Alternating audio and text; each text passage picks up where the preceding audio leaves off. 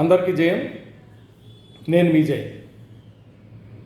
ఇప్పుడు సబ్జెక్ట్ నేను మాట్లాడేది పొల్యూషన్, కాలుష్యం,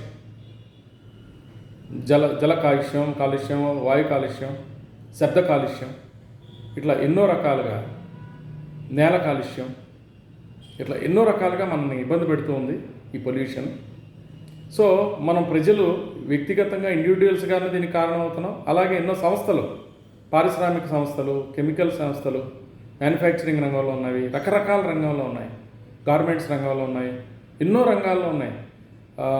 ఈ సంస్థలు కూడాను ఈ పొల్యూషన్కి చాలా దోహదం చేస్తున్నాయి. దీనివల్ల చాలా మన ఎన్విరాన్మెంట్ పొల్యూషన్ అయిపోతుంది. మన ప్రజలందరికీ అనారోగ్యం పాలవుతున్నారు, ఎన్నో సమస్యలు ఎదురవుతూ ఉన్నాయి.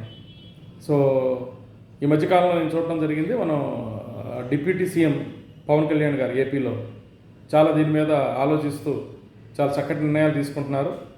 సో ఆయన పరిపాలన ఒక మంచి బెంచ్ మార్క్గా వీటన్నిటి మీద ఉక్కుపాదంతో ఈ అక్రమార్కులను అణచివేయటం, సో ప్రజల్లో కూడా అవగాహన కార్యక్రమాలు కలిగించడం, ప్రభుత్వమే కాకుండా స్వచ్ఛంద సంస్థలు కూడాను దీనిలో విరివిగా పాల్గొని సో పొల్యూషన్ భూతాన్ని మన సమాజాన్ని నుంచి, మన దేశాన్ని నుంచి, మన ప్రపంచాన్ని నుంచి మనం తోలేద్దాం.